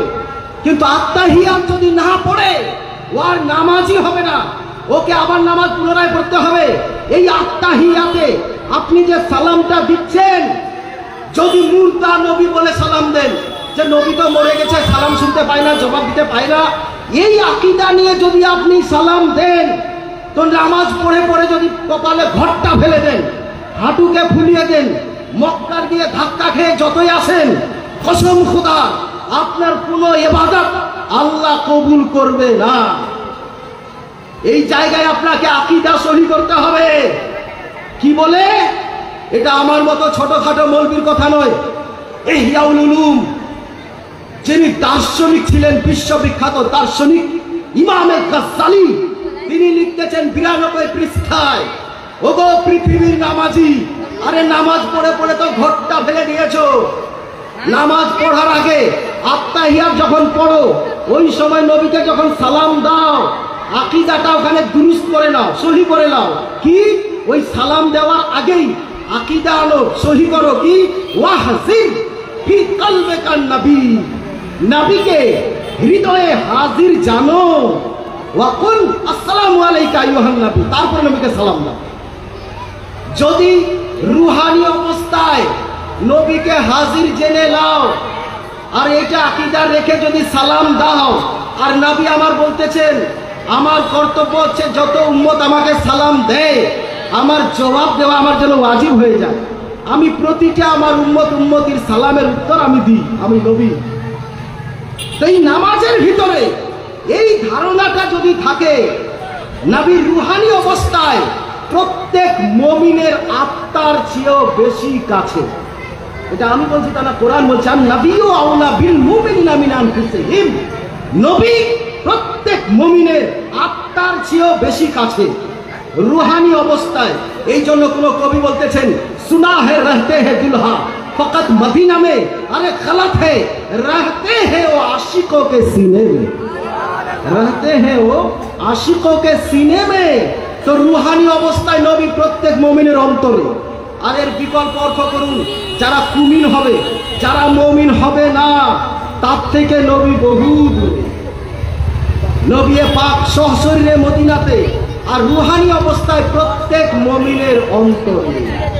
এই জন্য ওই জায়গায় নবীকে হাজির নাজির জেনে তারপরে সালাম দিবেন, সালাম নবী উত্তর নেবেন, আপনার নামাজ ইবাদত বন্দেগী আল্লাহ কবুল করবেন। আর মুর্দা নবী বলে যদি সালাম দেন না, তা আপনার ইবাদতটাও মুর্দা হয়ে যাবে। তো নবীগণ কখনো মরেন না, আর যেই লোক মরে যায় তার মৃত্যু দিবস হয়। আমার নবী তো জিন্দা। নবী কেমন জিন্দা? রুহুল বায়ান, তাফসিরে রুহুল বায়ান, তাফসিরে মাদারিক শরীফ, তাফসিরে জালালাইন শরীফ, যে তাফসিরখানা বিশ্বের প্রতিটা আলিয়া মাদ্রাসা বোর্ডে পড়ানো হয়, ফাজিলে কামিলের টাইটেলে। যারা আলিম ফাজিল কামিল টাইটেল পড়েছেন তারা বুঝতে পারবেন, যেই তাফসিরে জালালাইন শরীফ সব জায়গায় পড়ানো হয়। এই জায়গায় এই প্রতিটা আয়াতের তাফসির ব্যাখ্যা এসেছে যে নবী পাক সাল্লাল্লাহু আলাইহি ওয়াসাল্লামের শান মান সম্মান, যে নবী কেমন হাজির নাজির হায়াতুন নবী, জিন্দা নবী, যে নবী পাক সাল্লাল্লাহু আলাইহি ওয়াসাল্লামকে আল্লাহ পাক হায়াতুন নবী ইখতিয়ার দিয়ে পাঠিয়েছেন। নবীরা কখনো মরে যান না। তাই তাফসিরে রুহুল বায়ান একটা ঘটনা আছে যে একজন চ্যাম্পিয়ন আশিক দিওয়ানা মাস্তানা মদিনা শরীফে গেছে, যাবার পরে 3 দিন হয়ে গেছে, কোথাও খাবার পায়নি, খুব ভুক লেগেছে। ভুক লাগার পরে রাসূলুল্লাহর দরবারে গিয়ে অ্যাপ্লিকেশন করছে, আবেদন করছে, ইয়া রাসূলুল্লাহ আমি 3 দিন হয়ে গেল হুজুর মদিনায় এসেছি, কোথাও আমি খাবার পাইনি হুজুর, আমাকে খুব ভুক লেগেছে, নবী গো আমি আর বরদাস্ত করতে পারছি না। তো সেই আশিকে নবী, আশিকে রাসূল, তার সিনা ইশকের মদিনা ছিল, সে নবীকে যখন অ্যাপ্লিকেশন করে দিল, আবেদন করলো, তার একটি নিন আসলো, নিন্দের ঢোল আসলো। এই অবস্থায় স্বপ্নে দেখছে কি? এজন্য বলা হয়েছে কেউ যদি শয়নে নবীকে স্মরণ করেন তো নবী আমার স্বপ্নে এসে দেখা দিবেন। ওই মুহূর্তে ওই আশিক স্বপ্ন যোগে দেখছে কি যে আমার নবী পাক সাহেবে লালা নুরানিয়া রেসালা খাতমে নবুওয়াত মেহবুবিয়া চেহারায় আনোয়ার নিয়ে ডাইরেক্ট কবর থেকে উঠে হাতের মধ্যে একটা রুটি নিয়ে ওই মেহমানকে বলতেছেন, যে ব্যক্তি মদিনার মেহমান হয়ে যায় সে কখনো না খেয়ে থাকে না। ওগো, তুমি যখন আমার মদিনায় এসছো আর কোথাও খাবার পাওনি, এই একখানা রুটি দিলাম, তুমি রুটি খানা খেয়ে নাও, যাও। এই আশিকে রাসূল বলতেছেন, কসম খুদার, আমি স্বপ্নের মাধ্যমেই আমার নবী পাকের নুরানিয়াত রিসালাত খাতমে নবুওয়াত মেহবুবিয়াত হাত মুবারক থেকে রুটি খানা নিয়ে আমি অর্ধেক খানা স্বপ্নেই খেয়ে গিয়েছিলাম, আর চোখ খুলে দেখছি তো অর্ধেক খানা বাকি রুটি আমার হাতে ধরাই আছে। হ্যাঁ, অর্ধেক খানা রুটি আমার হাতে ধরাই আছে। এরপরেও যদি কেউ নবীকে মরা নবী ভাবেন তাহলে একটাই ফতোয়া দিবেন, চার ইমান মরে গেছে তারা নবীকে মরা ভাববে, আর যাদের ইমান জিন্দা আছে তারা নবীকে জিন্দা ভাববে। যাদের ইমান জিন্দা আছে তাদের নবী জিন্দা, ইমান জিন্দা, আর যাদের ইমান মরে গেছে ওরা সব মরা ভাববে। বুঝতে পারলেন? এই জন্য বেরাদার, আমাদের নবী হচ্ছেন জিন্দা নবী। আমার সরকারি আলা হযরত আকা ইয়ামত দরিয়াই রহমত ইলম ও হিকমতের যিনি খুনি, শরীয়ত ও তরিকতের আরিফ, আম্বিয়া ও মুরসালিনের ওয়ারিস, ও হযরত আল্লামা মাওলানা মৌলভী হাফেজ কারি মুফতি মুহাদ্দিস মুজাদ্দিদ আবু মোহাম্মদ আব্দুল মুস্তাফা ইমাম আহমদ রাজা খান ফাজিলে বেরেলি, ইনি যখন মদিনা শরীফে হজ করতে গেলেন, যাবার পরে আমার রওজায়ে মুস্তাফা রাসূলে আজম পয়গম্বরে আজমে যখন রওজা যত কাছে আসছে তত ইনার আরো ইশক বেড়ে যাচ্ছে, প্রেম বেড়ে যাচ্ছে, ভালোবাসা, নিজেকে থামতে পারছেন না। রাসূলুল্লাহ রওজাতে যখন প্রবেশ হচ্ছে তখন বলতেছেন, ইয়া রাসূলুল্লাহ, আজকে আপনার দরবারে এসেছি হুজুর, একটা বড় উম্মীদ নিয়ে এসেছি, বড় আশা নিয়ে এসেছি। আমি ভারতবর্ষের জাসুলিশ মহল্লা বেরেলি শহরে আহমদ রাজা খান এসেছি। ইয়া রাসূলুল্লাহ, আজকে ৭২টা বাতিল ফিরকা আপনার নামের ডঙ্কাটা বুঝিয়ে দিতে চেয়েছিল, খালি এটা বেদাত, অমুক বেদাত, অমুক বেদাত, সব খালি বেদাত। আমি কোরআনের হাদিস দিয়ে প্রমাণ সহ ১০০-২০০ নয় ১৪০০ কিতাব গোটা বিশ্বকে দান করে ইয়া রাসূলুল্লাহ মানুষকে সত্যের সন্ধান দিয়ে চলে এসেছি। ইয়া রাসূলুল্লাহ, আজকে আপনার দরবারে আমার একটাই আখিরি আরজু তামান্না, যে নবী গো, আপনাকে আমি সশরীরে চোখে, এই যে মাথার চামড়ার চোখে আমি দেখতে চাই। এটাই আমার আশা, কারণ যে আপনি যে জিন্দা, আপনি যে হায়াতুন নবী, এর উপরে আমি হাজার হাজার দলিল দিয়ে কিতাব লিখে দিয়ে চলে এসেছি। ইয়া রাসূলুল্লাহ, আপনি কখনো মুর্দা হতে পারেন না, আপনি জিন্দা। আজ ইমাম আহমদ রাজা খান ওটাই প্রমাণ করবে যে আমার নবী জিন্দা। ইয়া রাসূলুল্লাহ, আপনি আমাকে একবার দেখা দেন হুজুর। এই আশিক আমার ইমাম আহমদ রাজা খান, যত রাত গভীর হচ্ছে, নিশির আগমনে খুশির আগমন হয়, তাহাজ্জুদের সময় ফজরের আখিরি আগের ওয়াক্তটা খুব কিমতি হয়। ঠিক ওই সময় যখন দেখতে পাচ্ছেন না, তো শেষের নিজের দিকে একটা শের ইশারা করে বলতেছেন আলা হযরত, যে कोई क्यों पूछे तेरी बातें रसा, कोई क्यों पूछे तेरी बातें रसा, तुझसे शायदा हजार फिरते हैं। এ আহমদ রাজা, আরে তোমার মতো কতগুলো দিওয়ানা এখানে মদিনায় ঘুরে বেড়ায়, কেউ দেখতে পায় না, তুমি কি দেখতে পাও? যেমনি এই কথা বলা, ওই শেরটা যখনই পড়েছিলেন, বদরুদ্দিন কাদরি গোরখপুর ডিস্ট্রিক্টে ওনার মাজার আছে, উনি ফাইজুল আদাব লিখেছেন। প্রত্যেক নিজামিয়া মাদ্রাসায় আউয়াল দম পড়ানো হয়। ও আল্লামা বদরুদ্দিন কাদরি গোরখপুরি, তিনি ওনার জীবনীতে লিখছেন যে আমার আলা হযরত যখন এই শেরটা পড়লেন, সঙ্গে সঙ্গে নবী আমার কবরকে হুকুম দিলেন, কবর ফেটে যা। কবর সরে গেল, আর ইমাম আহমদ রাজা খান ফাজিলে বেরেলি ডাইরেক্ট, যেমন আপনি আমাকে দেখছেন আমি আপনাকে দেখছি, ঠিক ওই রকম আমার ইমাম আহমদ রাজা খান ডাইরেক্ট আমার নবীকে দর্শন করে নিলেন। আর ওই দর্শন করে নিয়ে ওই অবস্থায় বলেছিলেন, তু জিন্দা হে আল্লাহ, तू जिंदा है वल्लाह, मेरे चश्मे आलम से छुप जाने वाले। नारे तकबीर, नारे तकबीर, नारे रिसालत, नारे रिसालत। बस्ती बस्ती करिया करिया, इल्म का सूरज भैंस का दरिया, कौन बना मेहमान काबा। नारे तकबीर, नारे रिसालत। तो ब्रादर इस्लाम আমার নবী পাককে ডাইরেক্ট দেখে নবী জিন্দা। আচ্ছা কেউ মুসাফা করেছেন নবীর ইন্তেকালের পরে? ডাইরেক্ট আমার নবীর হাতে হাত মিলিয়ে ডাইরেক্ট মুসাফা কে করেছেন? ওই রকম আশিক হতে হবে না, এই আপনার আমার মতো হলে হবে গো।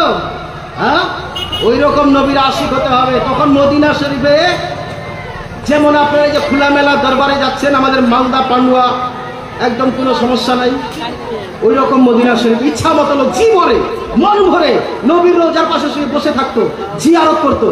এখন এই নাচতি হুকুমত আসে, এই নাচতিরা এখন ওইটাকে ঘেরাও করে নিয়ে ওর উপরে এরা ব্যবসা চালু করে দিয়েছে।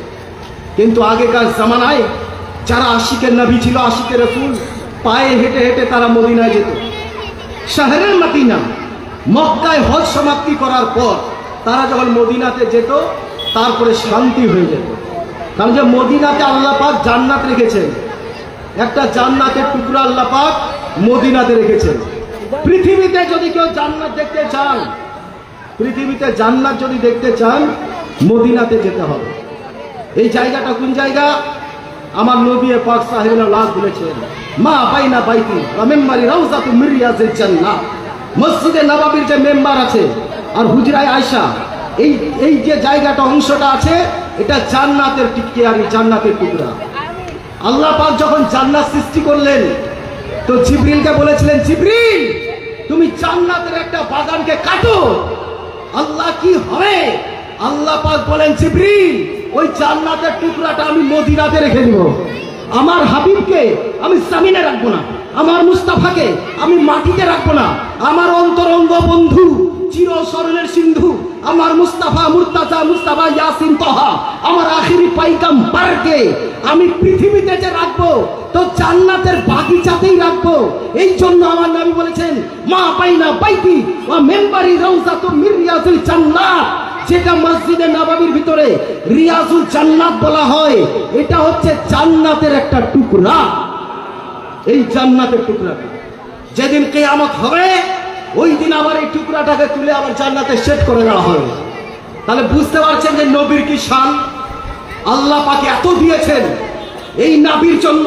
আজ যদি কেউ মোহাব্বতে জশ্নে ঈদ মিলাদুন নবী মানায়, নবীর প্রেমে যদি সালাম পড়ে, দরুদ পড়ে, কিয়াম করে, এক একজন মুসলমান এক এক মতো ফুটবল লাগায়, তাহলে এরা কোন কোয়ালিটির মুসলমান বলেন তো?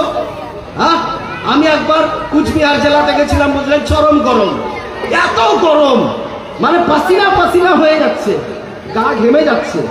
তো স্টেজে যায় বসলাম, তো আমার পাশে একটা লোক আসে বসলো। এই লোকটা এত ঘামা ঘেমেছে, বুঝলেন, খালি ভিজে যাচ্ছে, ওকে খুব ঘামতেছে। আর দেখবেন কিছু কিছু লোকের আছে গায়ের ঘাম খুব দুর্গন্ধ করে, দুর্গন্ধ করে না? ওই লোকটা যে আসে বসলো, এত দুর্গন্ধ বাড়াচ্ছে, আমার মনে মনে ভাবলাম যে এর গায়ের ঘামের গন্ধে মিস্টার ইবলিস শয়তানও পালাবে, এত গায়ের ঘামের গন্ধ বাড়াচ্ছে। তা আমি বলছি যে হারে ভাই তোর নাম কি? তো বলছে আমার নাম আতর আলী। আতর আলী, যার গায়ের ঘামের গন্ধে শয়তান পালায়, ইয়ার নাম ফের আতর আলী। হ্যাঁ, এইরকম কতগুলো আতরওয়ালা আলী আছে জানেন, যে নাবিকে, নাবির শান মান সম্পর্কে কথা বলতে একটু গা কাঁপে না গো। সেই মেহবুবের শানে আল্লাহ পাক, কোরআন যদি আপনারা পড়ে থাকেন লক্ষ্য করবেন যে কোথাও আল্লাহ পাক ইয়া মুহাম্মদ বলে ডাকেননি। অথচ আল্লাহ পাক কোরআনে যখন অন্যান্য নবীদের নাম ডাইরেক্ট ডেকেছেন, ইয়া আদম, ইয়া মুসা, ইয়া ঈসা, ইয়া ইব্রাহিম, ইয়া খলিল, এইভাবে ডাইরেক্ট নাম নিয়েছেন। কিন্তু নিজের মেহবুব দানায়ে গুয়ুব, যিনি হচ্ছেন আখিরি পয়গম্বর, ও নবীর শানে যখন কোনো আয়াত নাজিল করছেন, নবীকে যখন মুনতাখাব করছেন বা নবীকে যখন সম্বোধন করতে চাচ্ছেন, তাই একটা খেতাব দিয়ে আলকাব, মানে কত দামি দামি আলকাব দেওয়া হচ্ছে। আল্লাহ পাক বলতেন ইয়া আইয়ুহাল মুজাম্মিল কুমিল লাইলা ইল্লা কালিলা, নবী রাত জেগে জেগে ইবাদত করতেন। তো আল্লাহ পাক বলতেছেন হাবিব ইয়া আইয়ুহাল মুজাম্মিল, ওগো চাদর পরিহিত বন্ধু, মানে আমার নবী কালি কামলি চাদর পরে থাকতেন। তো আল্লাহ পাক ওইটা এত পেয়ারা হয়ে গেল, আল্লাহ পাক ওই খেতাব দিয়েই ডাকতেছেন ইয়া আইয়ুহাল মুজাম্মিল, ওগো আমার চাদর পরিহিত বন্ধু। এ বন্ধু, তুমি রাত্রি জাগরণ করছো, একটু কম করিয়ে দাও, কম করো। চাদর পরিহিত বন্ধু খেতাব। ইয়া আইয়ুহান নবী, ওগো গায়বের সংবাদদাতা নবী। ইয়া আইয়ুহান নবী, ওগো গায়বের অদৃশ্য জগতের সংবাদদাতা পয়গম্বর। খেতাব দিয়ে ডাকছে। ইয়া আইয়ুহাল মুজাম্মিল কুমিল লাইলা, তারপরে বলতেছেন ইয়াসিন তাহা, ইয়া আইয়ুহার রাসূল, ইয়া আইয়ুহাল মুদাসসির। এইভাবে খেতাব দিয়ে দিয়ে ডাকছেন, কারণ সেই নবী শান কত উঁচু আল্লাহ পাক করেছেন। আপনারা একটুখানি মন দিয়ে শুনবেন যে আমার সরকারি আলা হযরত একখানা বই লিখেছেন, তার কি বই তো 1400 লিখেছেন কম বেশি, তার মধ্যে একখানা বই ছোট বড় সহ 1400 খানা। তার মধ্যে ইনার একটা বইয়ের ওজন কত? আল্লাহ আতাইয়ান নবুবিয়া ফিল ফতওয়ায়ে রাজবিয়া, এই বইখানার ওজন কম বেশি 22 কেজি। ফতোয়ার কিতাব আল্লাহ আতাইয়ান নবুবিয়া ফিল ফতওয়ায়ে রাজবিয়া। এটা হচ্ছে দারুল ইফতা, বড় বড় মুফতি যারা হয় এই বইটা স্টাডি না করলে ও মসলা জবাব দেওয়া বড় কঠিন, সহজ করে দিয়েছে বড় বড় মুফতি, বড় বড় মুহাদ্দিসদের। তো এই ফতওয়ায়ে রাজবিয়ার ৫ম খণ্ডে উনি নবী পাকের একটা হাদিস বয়ান করছেন, কি যে নবীর কি শান, আমার নবীর শানটা আল্লাহ পাক কত উঁচু করেছেন, এটাই বুঝাতে চাচ্ছেন যে নবীর কি পাওয়ার। উনি বলতেছেন যে একজন সাধারণ মুমিন মুসলমান, জেনারেল মুমিন, আর একজন আলিম, পার্থক্য কত? বলছে একজন জেনারেল মুমিন মুসলমান থেকে একজন আলিমের মার্তাবা 700 দরজা উঁচু। বলুন সুবহানাল্লাহ। একজন সাধারণ মুমিন মুসলমান থেকে একজন আলিমে দ্বীনের মার্তাবা 700 দরজা উঁচু। আলিমদেরকে জাতা ভাবিয়েন না। আলিমরা কে জানেন? আলিমরা হচ্ছে নায়েবে নবী, নায়েবে মুস্তাফা, নায়েবে রাসূলে আজম। আমার নবী বলেছেন কিয়ামত পর্যন্ত নবী রাসূল পৃথিবীতে আসবে না। এই কিয়ামত পর্যন্ত আমি তোমাদের মাঝে আমার উত্তরাধিকারী রেখে গেলাম, আমার ওয়ারিস রেখে যাচ্ছি। এরা ইসলামটাকে আঞ্জাম দিতে দিতে তোমাদেরকে হেদায়েত করতে করতে কিয়ামত অবধি পৌঁছায় দেবে, চিন্তা করো না। তারা কে? নবী বলেছেন আল উলামা ওয়ারাসাতুল আম্বিয়া, আম্বিয়ার ওয়ারিস হবে যারা, তারা হবে ওলামায়ে দ্বীন, ওলামায়ে হাক্কানি, ওলামায়ে রব্বানি, আলিমে দ্বীন। নবী বলেছেন আমাকে দেখতে চাও, মোহাব্বতের সাথে কোনো আলিমের সাথে মুসাফা করে নিও, আমার সাথে মুসাফা হবে। তোমরা কোনো আমাকে কি ডাইরেক্ট দেখতে চাও, মোহাব্বতের দৃষ্টিতে একজন আলিমের দ্বীনকে দেখে নিও, আমার দেখা হয়ে যাবে। চিন্তা করেছেন বিরাদর ইসলাম ও নবী পাক সাল্লাল্লাহু আলাইহি ওয়াসাল্লাম। এই যে হাদিসটা উনি বলেছেন, খুব মন দিয়ে শুনবেন, খুব গুরুত্বপূর্ণ আলোচনা, যে একজন আলিমের দ্বীনের মার্তাবা 700 দরজা উঁচু। এবার আপনারা বলেন একজন মুমিন মুসলমান, তারপরে একজন আলিম, কত দরজা? 700 দরজা। তো এক একটা দরজার ডিস্টেন্স কত? তো বলছে 500 বছরের রাস্তা। এক দরজা থেকে আরেক দরজায় পৌঁছতে গেলে ওকে 500 বছর সময় লাগবে। এটা ফুল সাওয়ারি, মোটরসাইকেল, বাইক না, বলছে আরাবিয়ান টাট্টু ঘোড়া, যেগুলো ঘন্টায় 80 কিলোমিটার বেগে চলতে পারে। এই রকম ঘোড়া যদি 500 বছর দৌড়ায় তবে একটা গেট পার হতে পারবে। এই রকম 700 দরজা উঁচু একজন আলিমে দ্বীনের, একজন মুমিন মুসলমান থেকে। একটু মাথায় রাখবেন, একজন মুমিন মুসলমান, তারপরে একজন আলিম, তারপরে ফাসেল, তারপরে কামেল, তারপরে টাইটেল, তারপরে মুফতি, তারপরে মুহাদ্দিস, তারপরে পীর, তারপরে দারবেশ, তারপরে গাউস, তারপরে কুতুব, তারপরে আবদাল, তারপরে রুজাবা, তারপরে নুকাবা, তারপরে তাবা তাবেঈন, তারপরে তাবেঈন, তারপরে সাহাবী, তারপরে ওয়ালায়াত, তারপরে সুজাত, তারপরে আদালত, তারপরে সাদাকাত, তারপরে রিসালাত, তারপরে মেহবুবিয়াত, তারপরে আমার রাসূলে আজম। তাহলে কতটা পার্থক্য! নারে তাকবীর, নারে তাকবীর, নারে रिसालत नारे रिसालत लब्बैक या रसूल अल्लाह लब्बैक या रसूल अल्लाह। তাই বেরাদারান ইসলাম, আমার সরকারে আলা হযরত তিনি এই জায়গায় ইরশাদ করছেন যে ये फर्श वाले तेरी शौकत का उलू क्या जाने। আমরা মর্তবাসীরা নবীর শান সম্পর্কে কি বা জানি? হ্যাঁ, যেই নবীর প্রশংসার ঝান্ডা, যেই নবীর তারিফ আরশে মুআল্লায় আল্লাহ পাক লুহরাচ্ছেন, আসমানের ফেরেশতারা। তাই বলছে फर्श वाले तेरी शौकत का उलू क्या जाने, खुश रवा अर्श पे उड़ता है फरेरा तेरा। या रसूल अल्लाह, আপনার চমক, আপনার দমক, আপনার প্রশংসা, আপনার গুণগান তো আরশে আজিমে লহুরাচ্ছে। হ্যাঁ, ও নবী রহমত, পয়গম্বর আযম, রাসূলে কায়নাত এই মাসে আসলেন। আর আল্লাহ পাক সমস্ত পয়গম্বর থেকে সব থেকে আফসালিয়াত দরজা বুলন্দ, সবার থেকে উঁচু স্থান যিনাকে দিয়েছেন তিনি হচ্ছেন আমার নবী। আর আল্লাহ পাক সব থেকে কি ভালোবাসেন জানেন? নবীকে যারা বেশি ভালোবাসে ওই বান্দাকে আল্লাহ বেশি পছন্দ করেন। নবীর প্রেম, মোহাব্বত, ভালোবাসা যার হৃদয়ে চলে আসবে, আশা করি ওই বুকে আর কোনো আবু জেহেল আসবে না। সেই হৃদয়ে আশিকে নবী হৃদয়ে যখন ইমাম আহমদ রাজার ভালোবাসা চলে আসবে, বেরেলির তাজদার ইমাম আহমদ রাজা খান ফাজিল বেরেলি, ওই দিলে না কোনো নজদিয়াত জায়গা পাবে, না কোনো কাদিয়ানিয়া, না কোনো বাতিল মজহাব, বাতিল ফিরকা, কেউ ওই স্থান আর পাবে না যেই হৃদয়ে ইমাম ইশকে মোহাব্বত ইমাম আহমদ রাজা খান ফাজিল বেরেলির প্রেম চলে আসবে। কারণ যে ইমাম আহমদ রাজা খান বেরেলি তিনি পুরা জিন্দগিটা নবীর নামে সুপ্রুত করে দিয়েছিলেন, ওয়াকফ করে দিয়েছিলেন। উনি 3 রাত 24 ঘন্টার মধ্যে 22 ঘন্টা উনি কলম চালাতেন, মাত্র 2 ঘন্টা ঘুমাতেন। আর পাগড়ি উনার কাজা হতো না, পাগড়ি বা জামাত নামাজ পড়তেন। এত শরীয়তের পাবান, এত আশিক। আজ আপনারা বলুন তো, পৃথিবীতে একটা লোক আনেন তো এইরকম যে কার কি কোয়ালিফিকেশন, কে কোন বংশের, আমরা কখন বুঝতে পারি? যখন ওর কোয়ালিফিকেশনগুলো আমরা দেখি। পেপসিসেনের ডাক্তারের যখন আমরা দেখি যে ডাক্তারটা স্পেশালিস্ট কানের বা নাকের যা বাপেতে, পেপসিসেন দেখে বুঝতে পারি।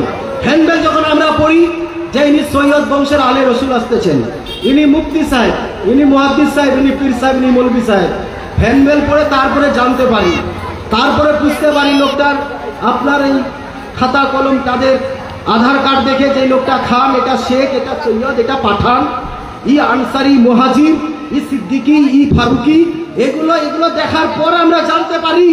কিন্তু চলুন বেরেলির তাজদার ও আলা হযরত ইমাম ইশকে মোহাব্বত, উনার ভিতরে এরকম কোন আল্লাহ পাক এমন প্রেমের ইশকের মেশিন দিয়েছিলেন যে উনার পাশে যদি কোনো মা ফাতেমার বাগিচার ফুল যদি আওলাদে রাসূল থাকতেন তো তার গায়ের গন্ধ শুনলেই উনি পেহচান করে নিতেন যে এই জায়গায় আমার রাসূলুল্লাহর বংশের আওলাদ আছে। ই কি জাতা ব্যাপার গো! গায়ের ঘাম শুনলে উনি পেহচান করে নিতেন। উনার ভিতরে তাহলে কত ইশক আল্লাহ পাক ভরে রেখেছিলেন।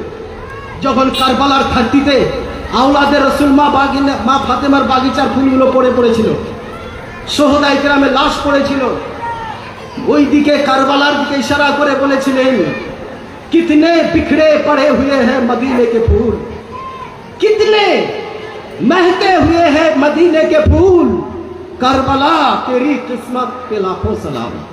ए करबला, তোর কত কপাল যে তোর বুকের উপরে আমার মা ফাতেমার বাগিচার ফুলগুলো পড়ে আছে। হ্যাঁ, বেরাদার ইসলাম, এরকম ইশক মুহাব্বত থাকতে হবে। তাই বলতেছিলাম যে আমার নবীর সাথে ডাইরেক্ট কেউ মুসাফা করেছেন, ওই রকম প্রেম নিয়ে যেতে হবে নবীর দরবারে, হিংসা নিয়ে গেলে হবে না। আর বেদাত আর শিরক নিয়ে যদি বহে যান, মক্কা গিয়ে ধাক্কা খেয়ে বাড়ি ফিরে আসে, লোকের মুখে হাজি শুনে মনে মনে হাসে। হ্যাঁ, বুঝে সুঝে হজে যাও হাজি সাহেবান, নইলে কিয়ামতের দিনে হবে অপমান। নবীর দরবারে গেলে বুক ভরা প্রেম ভালোবাসা নিয়ে যেতে হবে। তাই যারা যারা গেছেন তারা রেজাল্ট পেয়ে গেছেন। ডাইরেক্ট মুসাফা করেছেন কে?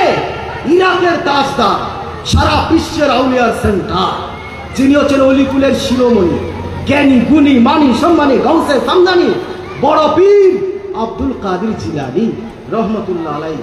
ইনি যখন মদিনা মুনাওয়ারা গুম্বাদে খাজরা রওজা মুবারকায় গেলেন, যাওয়ার পরে আমার রাসূলে পাকের দরবারে বলেছিলেন, ইয়া রাসূলুল্লাহ, আমি গিলাম থেকে আব্দুল কাদের জিলানী এসেছি। নবী গো, আপনি তো সবই জানছেন, আমি আব্দুল কাদের জিলানী। এবার একটা আমি ইরাদা করে এসেছি, কি যে যতক্ষণ পর্যন্ত আপনার নুরানি মেহবুবিয়াত রিসালাত খাতমে নবুয়ত হাতের সাথে আব্দুল কাদের জিলানী মুসাফা না করবে, ততক্ষণ আপনার দরবার ছেড়ে আমি গিলান আর ফিরে যাব না। যদি আমার জিন্দেগি এখানে শেষ হয়ে যায় তাও হয়ে যায়, কিন্তু নবী তো আপনার সাথে যতক্ষণ মুসাফা না করব আমি ফিরে যাব না। এই কথা আমাদের বড় পীর আব্দুল কাদের জিলানী যখন বললেন, সুবহানাল্লাহ, ঐতিহাসিকরা ওনার জিন্দেগিতে লিখছেন যে বেশ কিছুক্ষণ দরুদ সালাম, দরুদে কাদরিয়া গাউসিয়া যত রকমের দরুদ আছে, সালাম আছে, কিয়াম আছে, আমার গাউসুল আজম মোহাব্বতের সাথে পড়তেই আছেন, পড়তেই আছেন। পড়তে পড়তে আমার নবী পাক এই আশিক আব্দুল কাদের জিলানীর প্রেম ভালোবাসা দেখে আর নিজেকে রাখতে পারলেন না। নবী আমার খবর থেকে দুইখানা নুরানিয়াত হাতে মুবারক, আমার নবী পাকের নুরানিয়াত রিসালাত খাতমে নবুয়ত মেহবুবিয়্যাত, আমার হাত মুবারক নবী পাকের হাত মুবারক বের করে আব্দুল কাদের জিলানীকে বলেছিলেন, আব্দুল কাদের জিলানী, যাও, তোমার মনের আশাটাকে আমি পূর্ণ করে দিলাম, যাও। আমার গাউসে পাক ডাইরেক্ট দুই হাতে আমার নবীর সাথে মুসাফা করে এসেছে। আচ্ছা, নবীর দরবারে গিয়ে কেউ সালামের উত্তর ডাইরেক্ট কানে শুনেছেন? হ্যাঁ, সেটাও শুনেছেন। কে? যিনি শুনেছেন তিনি হচ্ছেন জগৎ বিখ্যাত ইমাম, যিনার নাম হচ্ছে ইমামে আজম আবু হানিফা রাহমাতুল্লাহ। ইনি ডাইরেক্ট পৃথিবীতে দেখবেন, আজ কিছু লোক আছে বলছে মজহাব মানবো না, না হানফি না শাফি না মালিকি না হাম্বলি। গোটা পৃথিবীতে 4 মজহাবের লোক চলে, 4টা মজহাব মাথায় রাখবেন, হানফি, শাফি, মালিকি, হাম্বলি। আর এই 4টার বাইরে যারা আছে এগুলো হচ্ছে লা মাযহাবি, মানে এরা কোনো মজহাব মানে না। এই জন্য বড় বড় মুফতিয়ানে কেরাম যে বর্তমান খারিজে ইসলাম, কারণ যে এরা কোনো ইমামকে, তো গোটা বিশ্বে ওয়ার্ল্ডে 100-র মধ্যে 85% লোক ফলো করে কাকে? ইমামে আজম আবু হানিফা রাহমাতুল্লাহ। 85%। নারে তাকবীর! দাঁড়িয়ে যান, হুজুর আসছে, দাঁড়িয়ে যান, সবাই দাঁড়িয়ে যান, আগে আসুন, দাঁড়িয়ে যান আর আগে আসুন। নারে তাকবীর! ভাই আগে আগে আসুন। নারে তাকবীর! নারে রিসালাত! নারে গাউস! গাউস का दामन, राजा का दामन, रजा का दामन, मदरसा कमेटी, जलसा कमेटी, जश्न ईद मिलादुन नबी।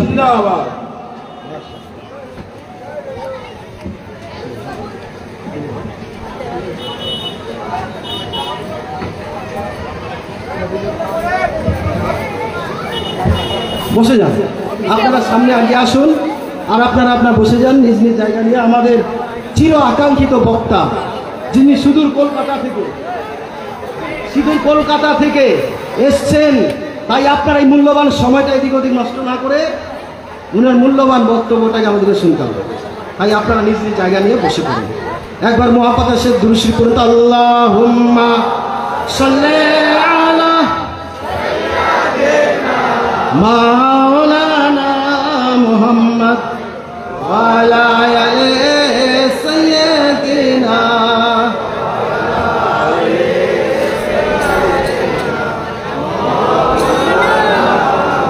তো যাই হোক ব্রাদার, আমি 2 মিনিটে শেষ করে দিচ্ছি, কারণ হুজুর চলে এসেছেন। আর আমার এই মুখতাসার আর 1 মিনিটের মধ্যে আমি সমাপ্ত করে দেব ইনশাআল্লাহ। তো আমি যেটা বলতেছিলাম যে গোটা বিশ্বে 100-র মধ্যে 85% লোক ইমামে আজম আবু হানিফা রাহমাতুল্লাহ আলাইহি ফলো করে। ওই মোতাবেক নামাজ পড়ে, উনার মুকাল্লিদ হয়ে ইবাদত বন্দেগী করে। ইমামে আজম 10% ইমাম শাফি, 2.5% হাম্বলি, 2.5% মনে করেন এই মালিকি, এই 100-র মধ্যে। কিন্তু ওয়ার্ল্ডে 85% আপনি ইমামে আজম আবু হানিফা, যিনি হচ্ছেন আমাদের দিনের ইমাম, ইমামে আজম, ইনি এত পাওয়ারফুল, ইনি পরেশগার মুত্তাকি প্রত্যেক রমজান মাসে ইনি 61 বার করে কোরআন খতম করতেন। এক পায়ে দাঁড়িয়ে এক খতম, 15 পারা, আবার এক পায়ে দাঁড়িয়ে 15 পারা পড়ে 1 রাকাত নামাজ আদা করতেন। এক খতম কোরআন, 2 রাকাত নামাজ। জিনার হাদিস মুখস্থ ছিল কয়েক লাখ, 7 লাখ হাদিস ঠোঁটস্থ। জিন্দগিতে 55 বার হজ করেছিলেন। 40 বছর ধরে এশার ওযুতে ফজরের নামাজ পড়েছিলেন। ওই ইমামে আজম আবু হানিফা রহমতুল্লাহ আলাইহি, ইনি যখন মদিনা মুনাফফারা, গুম্বাদে খাজরা, রাউসায়ে মুবারিকায় আমার রাসূলুল্লাহর দরবারে গিয়ে সালাম দিয়েছিলেন আর বলেছিলেন, ইয়া রাসূলুল্লাহ, আমার আজকে একটা আরজু তামান্না যে আমি আবু হানিফা, আমি আপনার এই সালামের উত্তর যতক্ষণ নিজের কানে না শুনতে পাবো ততক্ষণ আমি ফিরে যাব না। নবী গো, আপনার সালামের উত্তরটা আমি নিজের কানে শুনতে পাই। তাই ইনি সালাম দিয়েছিলেন কি, আসসালাতু ওয়াসসালামু আলাইকা ইয়া সাইয়্যিদাল মুরসালিন, ও গো সমস্ত পয়গম্বরের ইমাম, তোমাকে আমি সালাম দিলাম। যেমনি এই সালাম দেওয়া তার উত্তর আমার নবী জামান, রাসূলে আযম, পয়গম্বরে আযম নুরানি জবানে, রিসালাতের জবানে, খাতমে নবুয়তের জবানে উত্তর দিয়েছিলেন, ওয়া আলাইকাস সালাম ইয়া ইমাম আল মুসলিমিন, ওগো সারা পৃথিবীর মুসলমানের ইমাম, তোমার সালাম আমি কবুল করলাম। এই আওয়াজটা নিজের কানে শুনেছেন। বলুন, এর পরেও যদি কেউ মরা নবী ভাবেন তাহলে তাকে কি ফতোয়া দিবেন? ফতোয়া একটাই, যাদের ঈমান মরে গেছে তারা নবীকে মরা ভাববে, যাদের ঈমান জিন্দা আছে তারা নবীকে জিন্দা ভাববে। এই জন্য আহলে সুন্নাত ওয়াল জামাতের নবী জিন্দা, হায়াতুন নবী, আমাদের নবী মরেন না। আর যেই লোক মরে যায় তার মৃত্যু দিবস পালন হয়। আমাদের নবী তো মরেনই না, জিন্দা নবী, তো নবীর মৃত্যু দিবস কেন পালন করব? আমাদের নবী তো হায়াতুন নবী। তাই বিরাদার ইসলাম নবীর মৃত্যু দিবস পালন করা হয় না। বিরাদার, যাই হোক, আমি যে আয়াতে পাক পড়েছিলাম, হুয়াল আউয়ালু ওয়াল আখিরু ওয়াস যাহিরু ওয়াল বাতিন ওয়া হুয়া বিকুল্লি শাইইন আলিম, তিনি আদি, তিনি অন্ত, তিনি পূর্ত, তিনি ব্যক্ত, তিনি সর্ব বিষয়ে সম্যক অবহিত। এই বলে আমার বক্তব্য করলাম। ভাষার মধ্যে ভুল ত্রুটি ক্ষমা প্রার্থী। ওয়া আখিরু দাওয়ানা আলহামদুলিল্লাহি রাব্বিল আলামিন। আসসালামু আলাইকুম ওয়া রাহমাতুল্লাহি ওয়া বারাকাতুহু।